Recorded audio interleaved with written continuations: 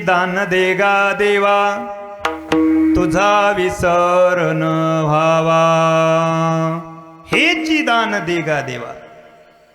तुकोबरायाला तुकोबराय म्हणतात हेची दान, म्हणजे हेची या शब्दावर ठाम आहेत तुकोबराय.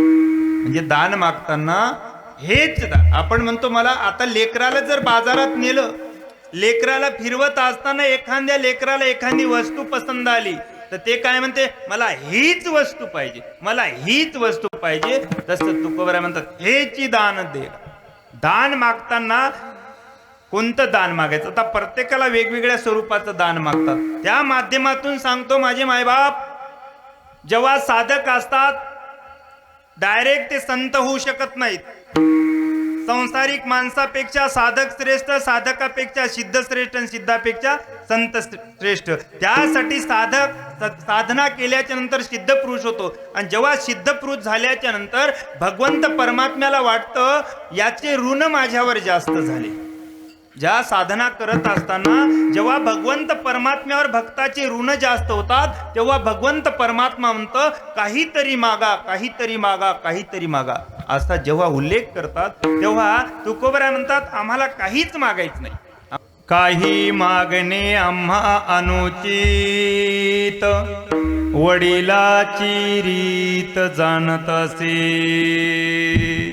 तुकोबराय म्हणतात भगवंत परमात्म्याला देवा आम्हाला काहीच मागायचं नाही. आमचे पूर्वज होते विश्वंभर बाबा, आमचे पूर्वज विश्वंभर बाबा होते. विश्वंभर बाबांनी सुद्धा तुमचीच भक्ती केली आणि आमची वडील उपार्जित रीत आहे. फक्त आम्ही वारी करणे, साधना करणे, भक्ती करणे हीच आमची परंपरा आहे घराण्याची. आमची मागण्याची परंपरा काहीच नाही. त्यासाठी विश्वंभर बाबाचे 7वे वंशज म्हणजे आमचे बोलोबा.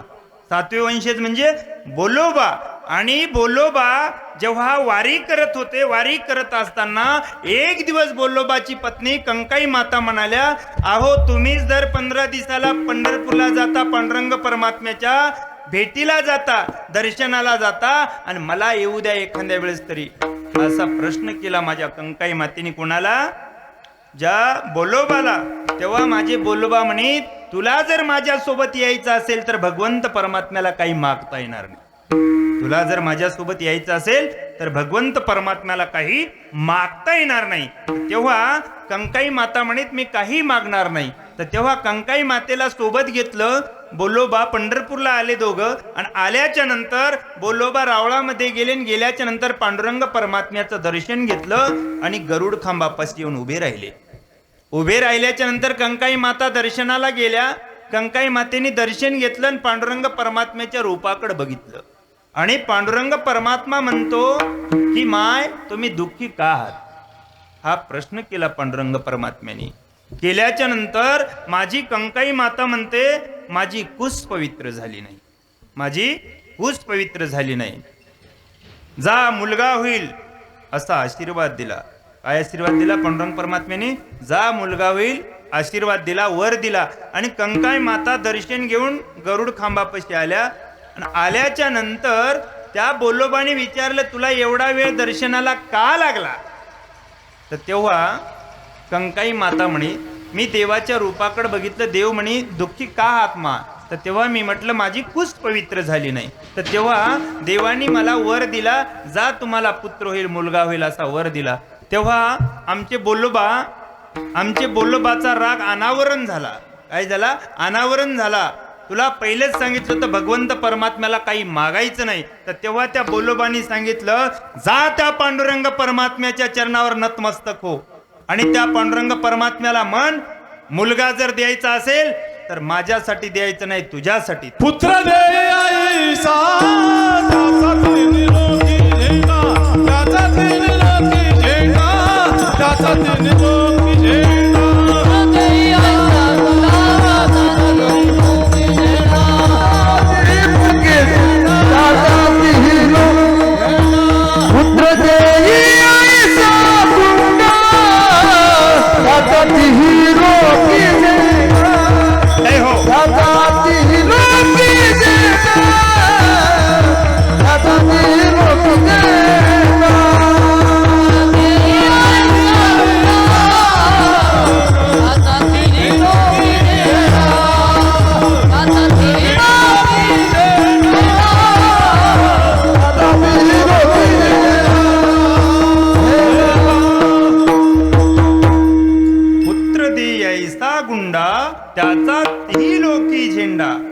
त्रिलोकी म्हणजे आदी मध्य आणि अंत हे तिन्ही आहेत.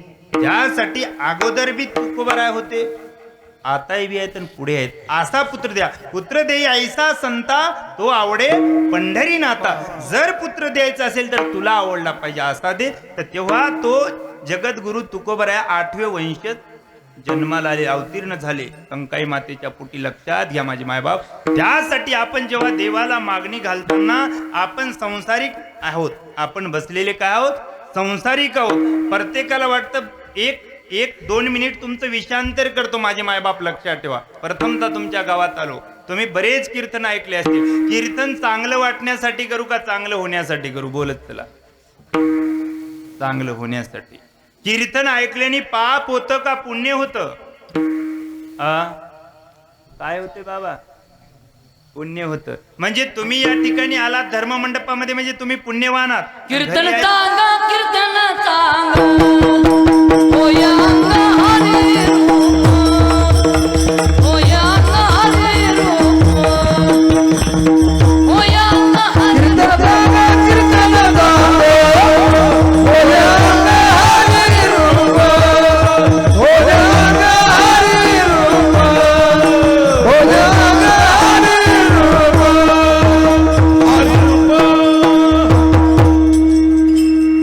बाबाचं प्रमाण घेतो. 2 मिनिटाला घेतो.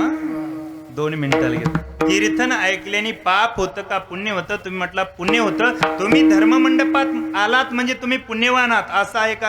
आणि घरी आहेत ते पापी आहेत? नाही माझे मायबाप लक्षात घ्या. तुम्हाला भगवंताबद्दल श्रद्धा आहे म्हणून या ठिकाणी कीर्तन श्रवण करण्याकरता आलात. जे घरी आहेत ते भगवंत परमात्म्याबद्दल श्रद्धा नाही म्हणून आले नाही. कारण की आपण या ठिकाणी आलात, तुम्ही सर्व बिमार आहात. त्र्यंबक बाबा सोडून हे सर्व बिमार आहेत बाबा. का बिमार म्हणालो तुम्हाला? तुमच्या तब्येती चांगल्या आहेत का? 2 मिनिट तुमचे घेतो. कारण की तुमचे कन्सेप्ट जे आतापर्यंत तुम्ही कितीतरी कीर्तन ऐकले असतील, कितीतरी भागवत ऐकले असतील, पण तुमच्या मनातला जोपर्यंत संभ्रम दूर होत नाही तोपर्यंत परमार्थ कळणार नाही. त्यासाठी लक्षात घ्या, तुम्ही आहेत सर्व बिमार आहेत.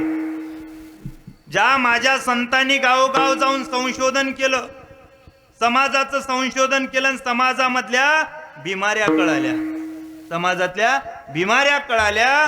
त्या बिमाऱ्या कळाल्या म्हणून माझ्या संतांनी ही कीर्तन सेवा चालू केली. लक्षात घ्या.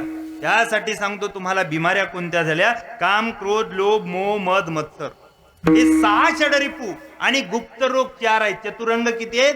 4. मन, बुद्धी, चित्त आणि अहंकार. या एकंदरीत तुम्हाला 10 बिमाऱ्या झाल्या. काय झाल्या? या 10 बिमाऱ्या घालवण्यासाठी, या 10 बिमाऱ्याचं निदान करण्यासाठी, या 10 बिमाऱ्याचं निर्मूलन करण्यासाठी ही कीर्तन सेवा आहे माझी. आम्ही या कीर्तने शुद्ध झालो. जय हो. आम्ही या कीर्तने शुद्ध झालो. आम्ही या कीर्तने शुद्ध झालो. आम्ही या कीर्तने शुद्ध झालो. संसारात आगी अवघीच व्यसने, संसारात आगी अवघीच व्यसने, आम्ही या कीर्तने शुद्ध झालो. आम्ही या कीर्तने शुद्ध झालो. संसारात आगी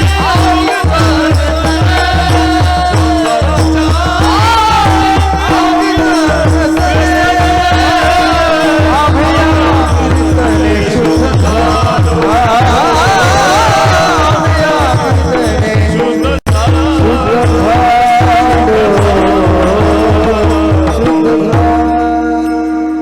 संसाराचे अंगी अवघीच व्यसने, आम्ही या कीर्तने शुद्ध झालो.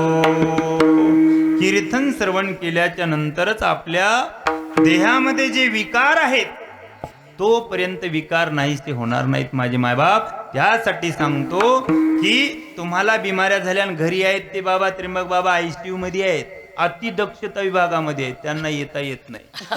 हे लक्षात घ्या.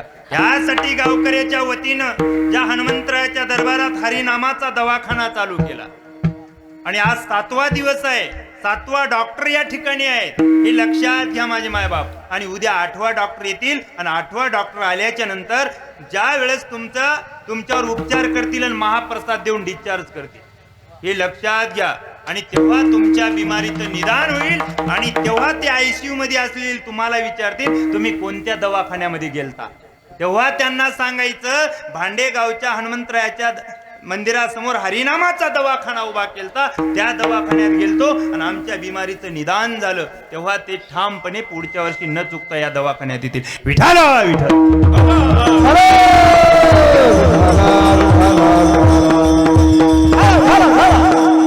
यासाठी सांगतो माझे मायबाप, कीर्तने 2 तास टाइमपास नाही, कीर्तने 2 तास विरंगुळा नाही, कीर्तने करमणुकीचं साधन नाही. माझ्या बाबांनी परमान दिलं होतं, कीर्तन चांग कीर्तन चांग होय अंग हरी रूप. कीर्तन जो नारदाच्या गादीवर जो कोणी वक्ता उभा असेल तो सुद्धा कीर्तन करताना हरिरूप झाला पाहिजे आणि श्रवण करते सुद्धा हरिरूप. ब्रह्मभूत काया होतसे कीर्तने. जय हो. ब्रह्मभूत काया होतसे कीर्तने. ब्रह्मभूत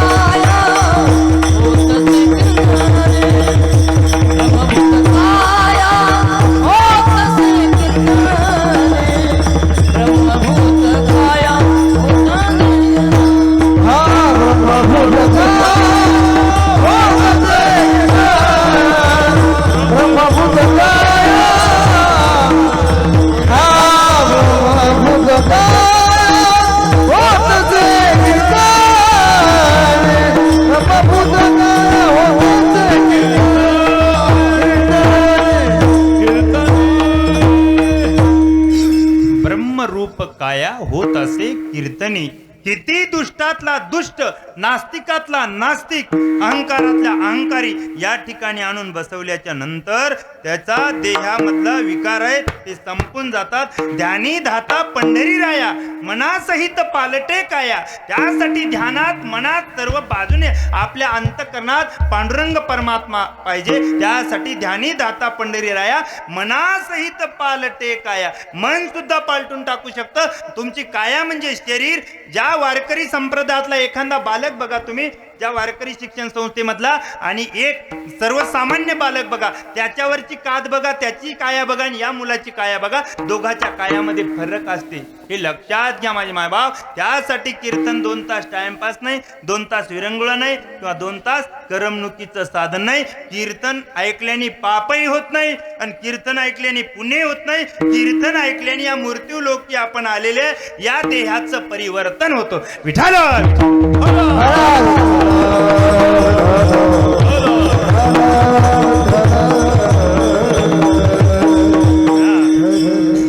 त्यासाठी देहाचं परिवर्तन होते. त्यासाठी सांगतो माझे मायबाप, जेव्हा भगवंत परमात्म्याला मागणी घालत असताना संत काहीच मागत नाही. लक्षात घ्या, जेवढे सेवा तेवढी मागणी. सेवा नाही मागणी नाही. नंबर 1 चा मुद्दा लक्षात घ्या. आता सेवा नाही मागणी नाही. जेवढी सेवा तेवढी मागणी. सेवा कमी मागणी जास्त, आणि सेवा भरपूर पण मागणी नाही. 4 वर्ग आहेत लक्षात. सेवा नाही मागणी नाही. भगवंताकडे सेवा नसेल तर भगवंताला मागता येईल का बाबा? आता एखादी मायमाऊली कोणाच्या रोजानच गेली नाही, तर मजुरी मागता येईल का? नाही.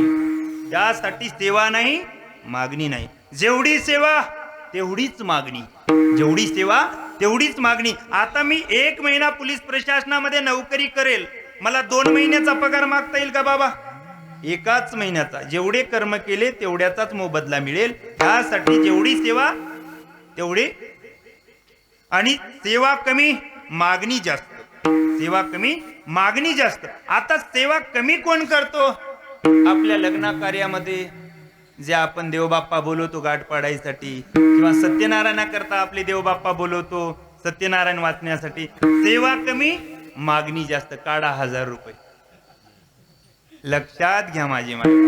आणि सेवा जास्त पण मागणी नाही, सेवा जास्त मागणी नाही असे तुकोबऱ्या साधकाला म्हणतात. सेवा जास्त मागणी नाही. तर तेव्हा तुकोबऱ्याला साधक म्हणतात, महाराज तुम्ही म्हणता मागायचं नाही देवाला, मागायचं नाही, मागायचं नाही, ही तुम्ही सांगायले, आणि तुम्हीच 125 अभंग मागणी पर प्रकरणातील लिहिले, याचं काय? बघा, लक्ष देऊ नये का? याचं काय? तुम्ही 125 अभंगाची रचना केली आणि मागायचं नाही म्हणतात, मागणी प्रकरणातील 125 अभंग रचले, याचं काय? तर तेव्हा तुकोबऱ्या उत्तर देतात. तुकोबऱ्या काय म्हणतात?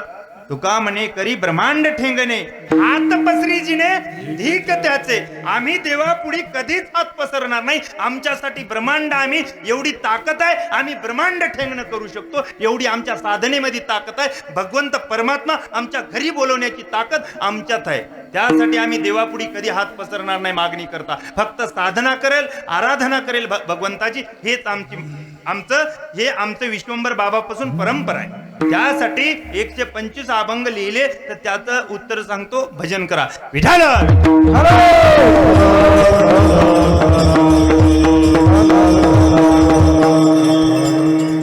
त्यासाठी एका दृष्टांताच्या माध्यमातून सांगतो.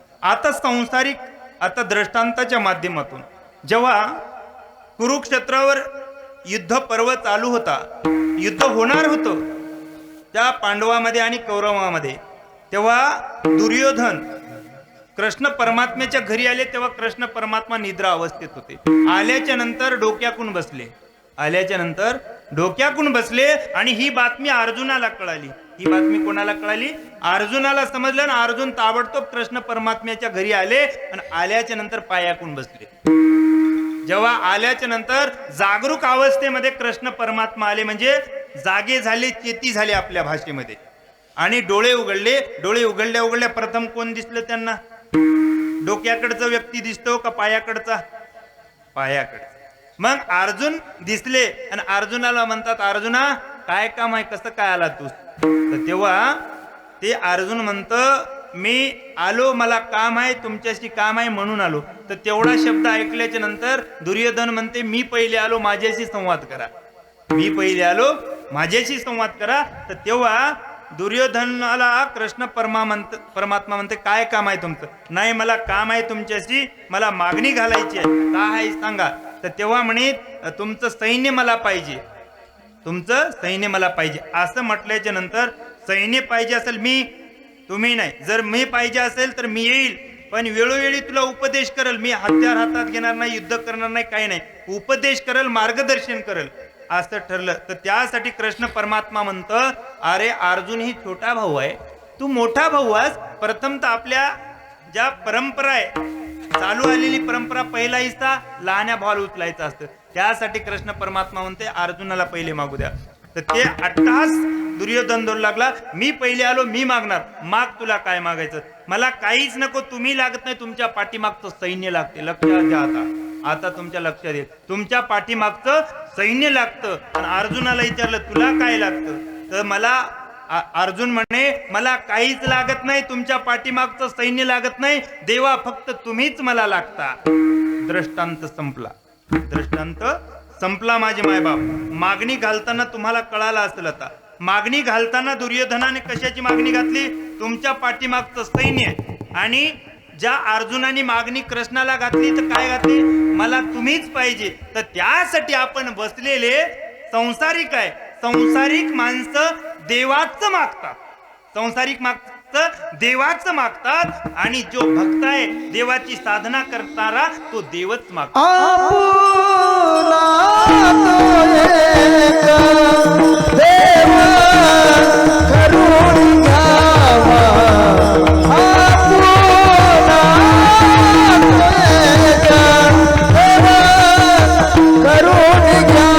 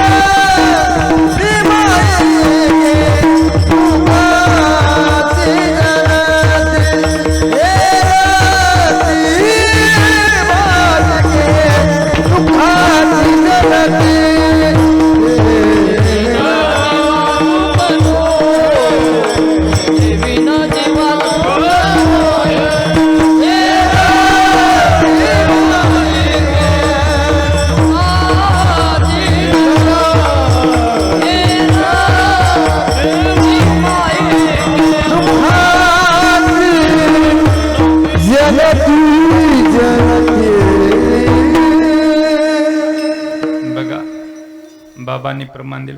आपुला तो देव एक करुणे घ्यावा, तेने विना जीवा सुख नव्हे. येरती मायके दुःखाची जनती, नाही आधी अंती अवसानी. त्यासाठी सांगतो माझे मायबाप, अर्जुनाने देव मागितला आणि दुर्योधनाने देवाचं मागितलं, म्हणजे देवाच्या पाठीमागचं सैन्य मागितलं. तो का म्हणे जीव भाव देवा पायी, ठेवून या काही न मागती. लक्षात घ्या माझे मायबाप, तो का म्हणे जीव भाव देवा पायी. काय सर्व आमचा जीव आणि भाव देवाच्या चरणावर आहे. ठेवून या काही न मागती, आमचा जीवभाव देवाच्या चरणावर आहे, तरी आम्हाला काहीच देवाला मागायचं नाही. आम्हाला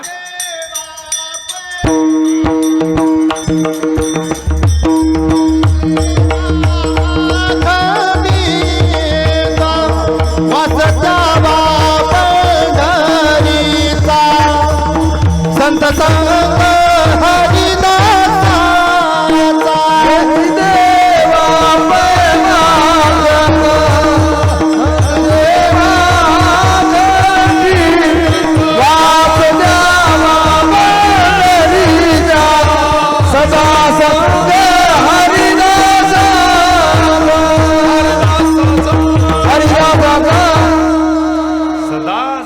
हरिनामाचा. ज्या प्रमाणाला त्यांनी उत्तर दिले हे लक्षात घ्या. त्यासाठी देवाला मागताना ज्या विश्वंभर बाबाची रीत होती माझे मायबाप, काही मागणे आम्हा अनुचित, वडिलांची रीत जाणत असे. लक्षात घ्या. आता उचित आणि अनुचित हे दोन शब्द आहेत माझे मायबाप प्रमाणामध्ये. अनुचित म्हणजे अयोग्य आणि उचित म्हणजे योग्य. आता ह्या मायमावल्या बसलेल्या आहेत, या मायमावल्या बसलेल्या आहेत. आता जे लीप वर्ष असेल तर 15 जानेवारीला मकर संक्रांत येतं आणि एरवी 14 जानेवारीला येतं. तेव्हा या मायमावल्या एका महिन्यापासून पतिराजाला अट्टास धरतात. मला साडी पाहिजे मकर संक्रांतीला, मला साडी पाहिजे, साडी भारीची पाहिजे, असा अट्टास पकडतात. तेव्हा पतिराजा काय करतात, मकर संक्रांतीला त्यांना चांगल्या पद्धतीची आणि त्यांच्या पसंतीची साडी घेतात. काय घेतात, साडी घेतात. आणि साडी घेतात आणि वस्त्र परिधान करतात आणि केल्याच्या नंतर दुसऱ्या दिवशी स्नान करतात. स्नान केल्याच्या नंतर हळूनच माझी माय माऊली म्हणते, अहो तुम्ही साडी आणली, मी स्नान केलं, धुण्याच्या नाहनीवर साडी आहे, धुवून देता का? लक्षात घ्या, उचित आणि अनुचितचा प्रकार. साडी मागणं, साडी घेऊन मागणं हे तुमचा अधिकार आहे. साडी घेऊन मागणं पतिराजाला हा तुमचा अधिकार आहे, पण साडी धुवून मागणं हा अधिकार नाही, हा अनुचित आहे. साडी मागणं हे उचित आहे आणि साडी धुवून मागणं हे अनुचित आहे. त्यासाठी माझे तुकोबराय म्हणतात, आमच्या विश्वंभर बाबापासून परंपरा आहे आमची, आम्ही भगवंत परमात्म्याला काहीच मागणार नाही. तरी बी भगवंत परमात्म्याने अट्टहास पकडला. त्यामुळं एका दृष्टांताच्या माध्यमातून पटवून देतो मागणीचे प्रमाण. विठ्ठल विठ्ठल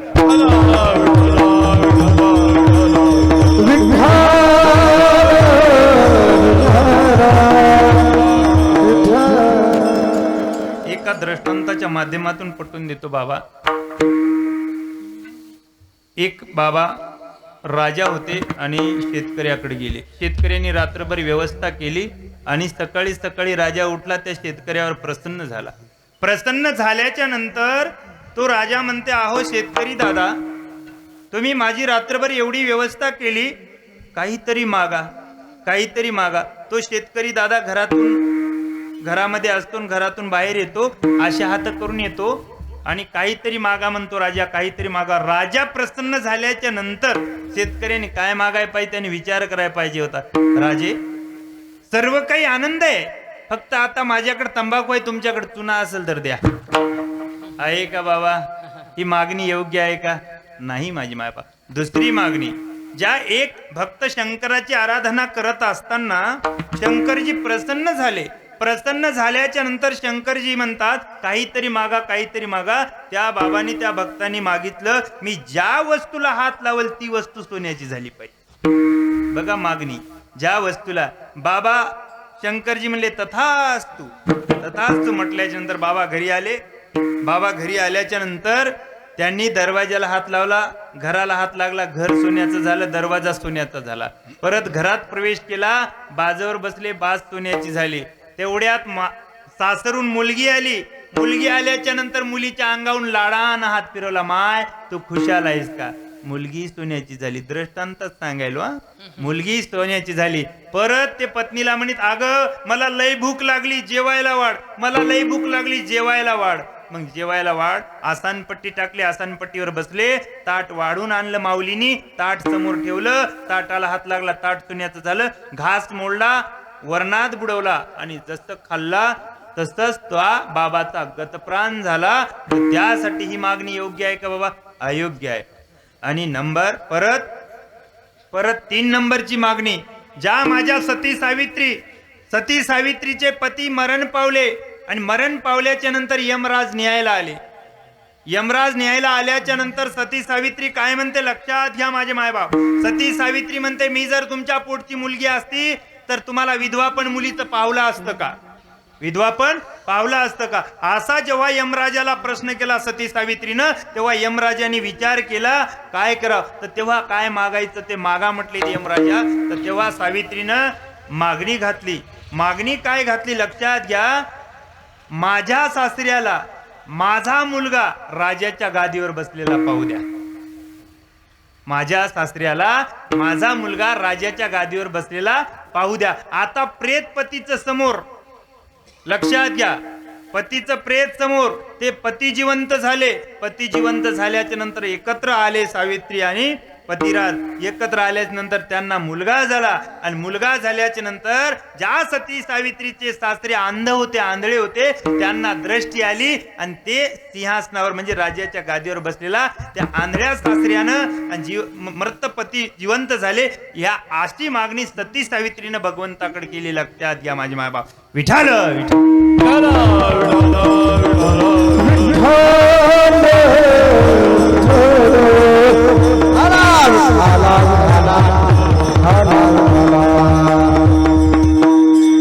त्यासाठी मागणी घालत असताना, मागणी घालताना सुद्धा कळालं पाहिजे. तर त्यासाठी मागणी घालतात असताना माझ्या पांडुरंग परमात्म्याने तुकोबरायाकडे अट्टहास पकडला, काहीतरी मागा, काहीतरी मागा. तर तेव्हा तुकोबराय म्हणतात, देवा तुम्हाला मला दान द्यायचं असेल तर हे दान द्या की तुमचा क्षणभर बी विसर न पडला पाहिजे अभंगाच्या पहिल्या.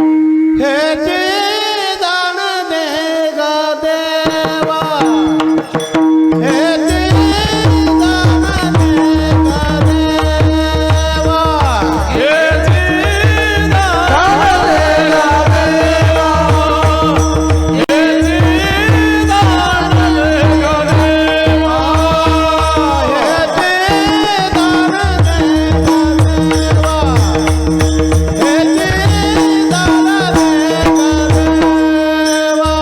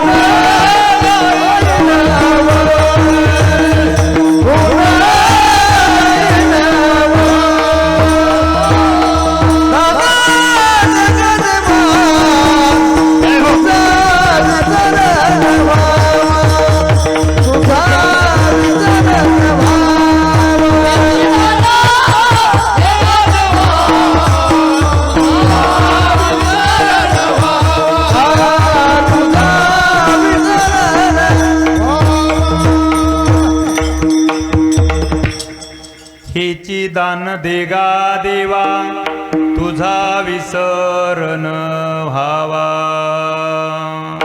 त्यासाठी तुकोबार म्हणतात देवा तुम्हाला दान द्यायचं असेल तर तुमचा क्षणभर विसर न झाला पाहिजे. घेई घेई माझी वाचे गोड नाम विठ्ठोबाचे दीन रजनी हाची धंदा गोविंदाचे पवाडे. त्यासाठी आपण कीर्तन म्हणतो तरी कशाला. मी जर 2 तास या ठिकाणी वक्तृत्व करत असेल तर याला 2 तासापुरतं कीर्तन म्हणतात. लक्षात घ्या माझी मायबाप. पण निरंतर अखंडित अविरत कीर्तन कशाला म्हणतात. कीर्तन कीर्तन म्हणजे तुम्ही सुद्धा कीर्तनकार आहात हे लक्षात घ्या. असं म्हणू नका आम्ही बोलतो म्हणून आम्ही कीर्तनकार आहे. तुम्ही सुद्धा ज्यांचं दिन रजनी हाची धंदा गोविंदाचे पवाडे रात्रंदिवस ज्याच्या मुखातून नामस्मरण घडत असेल तर त्यालाच कीर्तन म्हणतात. विठ्ठल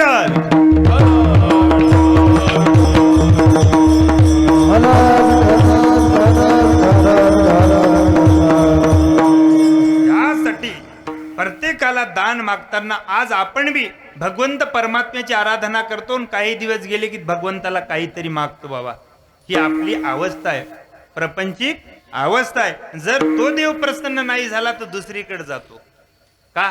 कारण की आपण काय करतो. अंगाला आली ताप देव माझा बाप, अंगाची गेली ताप मी देवाचा बाप. अशी अवस्था प्रपंचिक व्यक्तीची आहे.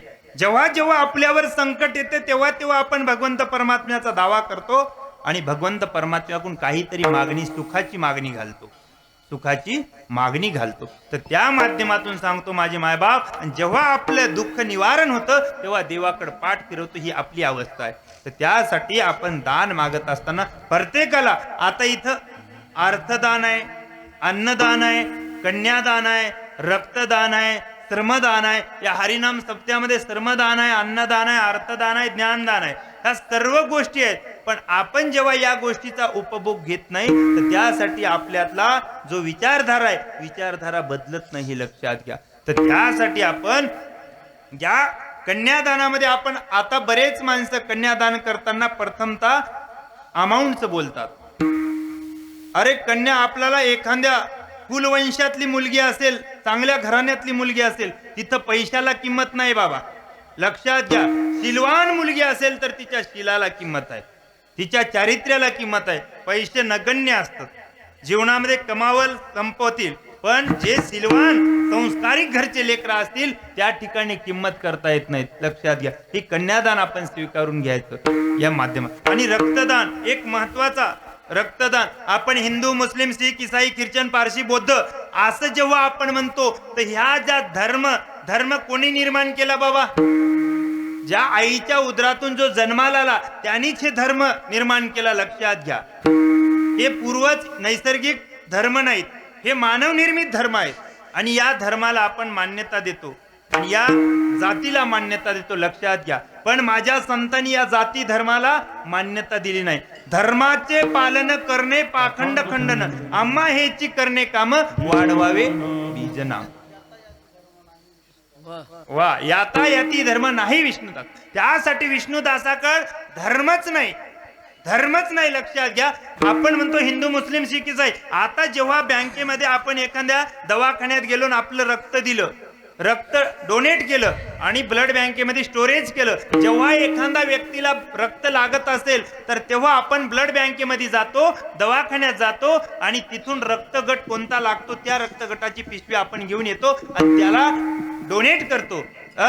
म्हणजे डायलिसिस करताना रक्त पाहिजे तर तेव्हा आपण ब्लड देतो. तर तेव्हा आपण म्हणतो का हिंदू, मुस्लिम, शीख, ईसाई, ख्रिश्चन कोणाचं रक्त आहे माहित आहे का.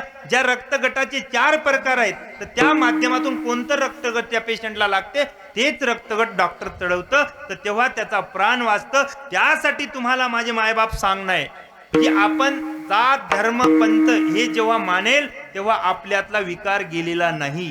विठ्ठल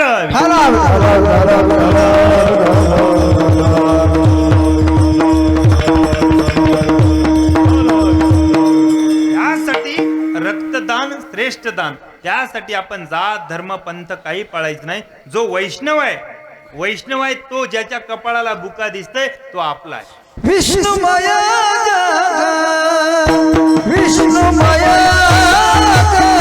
जग विष्णुमया जग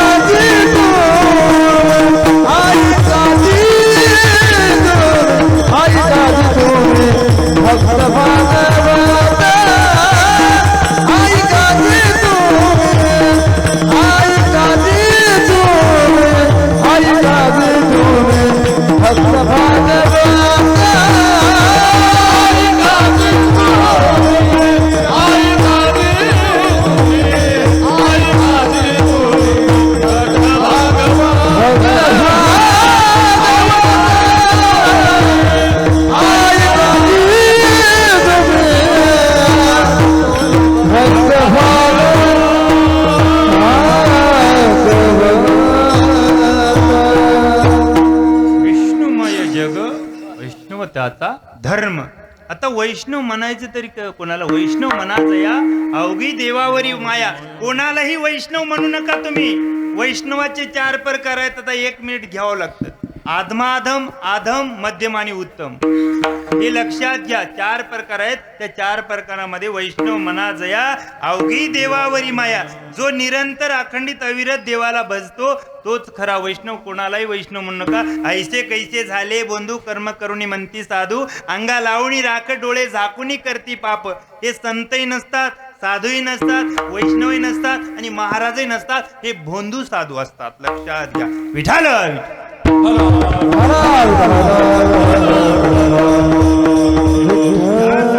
तुकोबराय म्हणतात मला विसर न पडला पाहिजे असं दान द्या. पण तुम्ही जर दान दिलं तर मी तुमचे गुणगान आवडीनं गाईल. गुण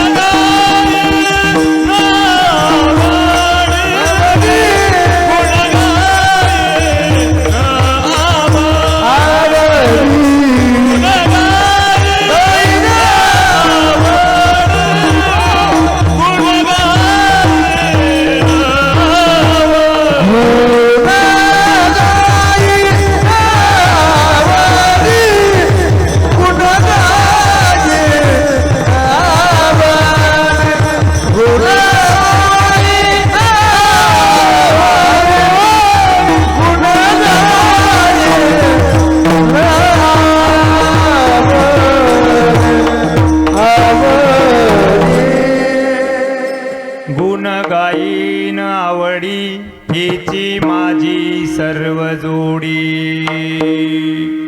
तर गुण गाईन आवडी सदा माझे डोळा जडो तुझी मूर्ती. रुक्मिणीचा पती सोयरिया. त्यासाठी रुक्मिणीचा जो पती आहे ते आपला सोयरा करून ठेवायचा. त्यासाठी तुका म्हणे काही न मागो आणिक तुझे पायी सुख सर्व आहे. देवा तुझ्याच पायावर आम्हाला सर्व सुख आहे. त्याच्यासाठी गुण. आता प्रत्येकाकडे गुण आणि अवगुण असतात. गुणासोबत अवगुण सुद्धा असतात. लक्षात घ्या माझे मायबाप. चंदनाचे हात पायी चंदन परिसा नाही न कोण्या अंगे. आता चंदन आहे, चंदनाच्या बुडाला सापाची वस्ती आहे, हे अवगुण आहे. लक्षात घ्या. परीस आहे, परीस लोखंडाला लावला तर सोनं होतं, खापराला लावला दगडाला लावला तर सोनं होत नाही, हे त्याचा अवगुण आहे.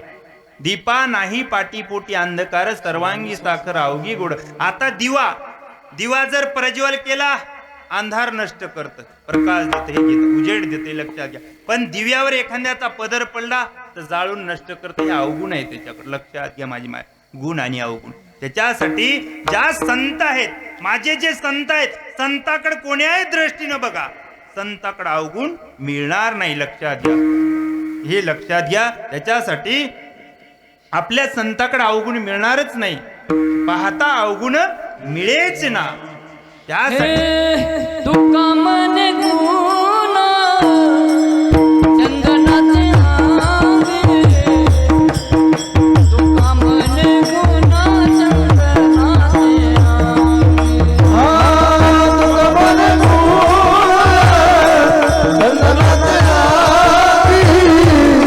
तुका मने गुण चंदनाचे आंगे.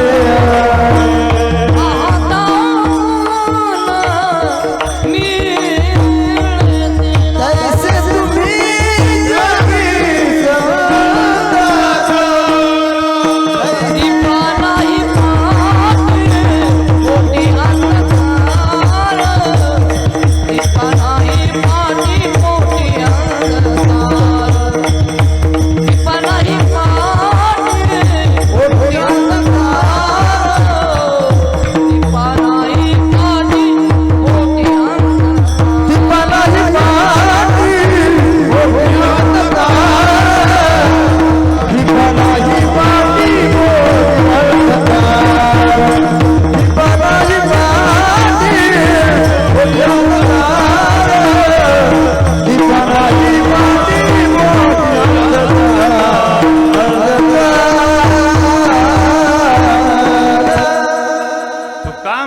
ऐसे सज्जनापासून पाहता अवगुण मिळेच ना.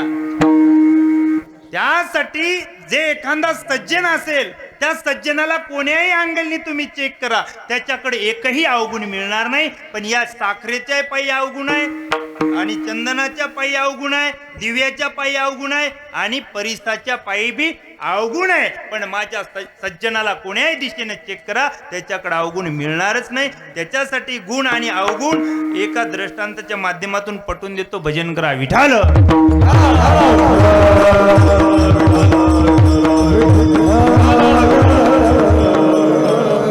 प्रत्येक असो, आता आमचे मर्दंगाचार्य कोरडे बाबा आहे, असाच एक मर्दंगाचार्य होता. इतकं चांगली चाल वाजवली, एवढं कीर्तन चांगलं वाजवलं, आणि सर्व लोक त्याची वाह करू लागले. काय करू लागले शिशिरा बाबा?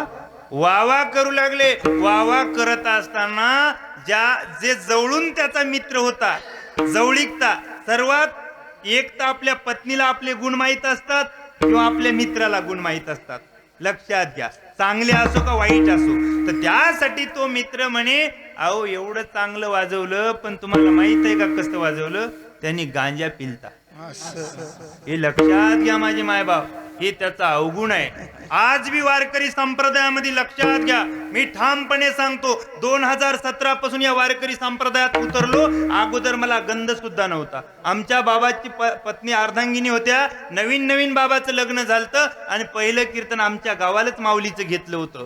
हे लक्षात घ्या. तर त्यासाठी सांगतो, मला बुका आणि हार घालायचं सुद्धा कळत नसतं, पण या वारकरी संप्रदायात 2017 पासून कीर्तन सेवा अंगीकारली, तेव्हा मला पांढऱ्या कपड्याच्या, दोन्ही पांढऱ्या कपड्याच्या वर्तणूक कळायली. दोन्ही पांढऱ्या कपड्याची वर्तणूक कळायली. ज्या दिवसभर खाकीच्या वर्दीमध्ये पांढऱ्या कपड्यासोबत राहावं लागतं, पण रात्रीला पांढरे कपडे घालून पांढऱ्या कपड्यासोबत राहावं लागतं. हे लक्षात घ्या. त्यासाठी माझ्या ज्या वारकरी संप्रदायातली जी गुणीजन मंडळी आहे, ज्यांनी वारकरी संप्रदाय अंगीकारला, जेने विठ्ठल मात्रा घ्यावी तेने पथ्य सांभाळावी, हे लक्षात घ्या माझे मायबाप. तरी बी काही असे वारकरी आहेत की आपण किती गुणगान असेल तर मद्यपान सेवन करायले असे अवगुण त्यांच्याकडे आहेत. मी प्रत्यक्ष डोळ्यानं पाहिलं माझे मायबाप, नारदाच्या गादीहून सांगायला. त्यासाठी जेने विठ्ठल मात्रा घ्यावी तेने पथ्य सांभाळावी. नसता आपण माळ घालायचीच नाही. आपल्याला जर स्वतंत्र वागायचं असेल, मनमानी वागायचं असेल, तर वारकरी संप्रदायाचा बहाणा करायचा नाही. हे लक्षात घ्या. विठाल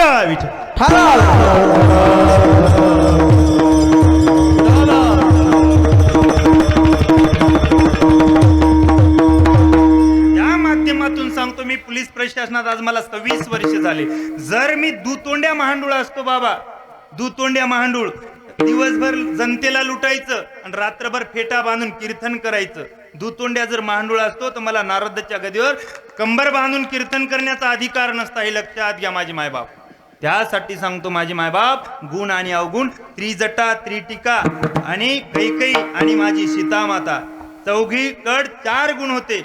आता त्रिजटा आणि त्रिटिका. आता त्रिटिका विद्रूप होती, पण गुणाने बी अवगुण होती. त्रिजटा, ज्या माझ्या त्रिजटाने सीतामातेचं रक्षण केलं आणि दिसायला विद्रूप होती, पण जेव्हा सीतामाता राम राम राम राम म्हणायची, ती राम राम म्हणता त्रिजटा सुद्धा राममय झाली. जे विद्रूप असू द्या पण गुणवान झाली. नंबर 2, कैकई सौंदर्यवान स्त्री होती, पण तिला सौंदर्यवान असताना सुद्धा माझ्या भरताला राज्य रामाला वनवास, हे जेव्हा शब्द तिच्या मुखातून निघला आणि रामाला वनवास करावा लागला, हे तिच्या अंगचा अवगुण आहे माझी मायबाप. आणि माझी सीतामाता दिसायलाही सौंदर्यवान आणि वागायलाही बी एक बाणी, एक पत्नी एक वाणी आपण म्हणतो, तशी सीतामाता सुद्धा राममय झाली होती आणि तिच्या मुखातून सतत नामस्मरण घडत होतं. तर हे लक्षात घ्या, रूपाने होती आणि गुणाने होती. त्यासाठी माझे मायबाप तुका म्हणे, ऐसे सज्जनापासून पाहता अवगुण मिळेच ना. त्यासाठी आपण जेव्हा गुणगान भगवंताचं गायचं असेल तर आपलं मन पवित्र पाहिजे, भाव तसाच पाहिजे. त्यासाठी ज्ञानोबराची एक ओवी आहे, ओवी सांगतो, भजन करा. विठ्ठल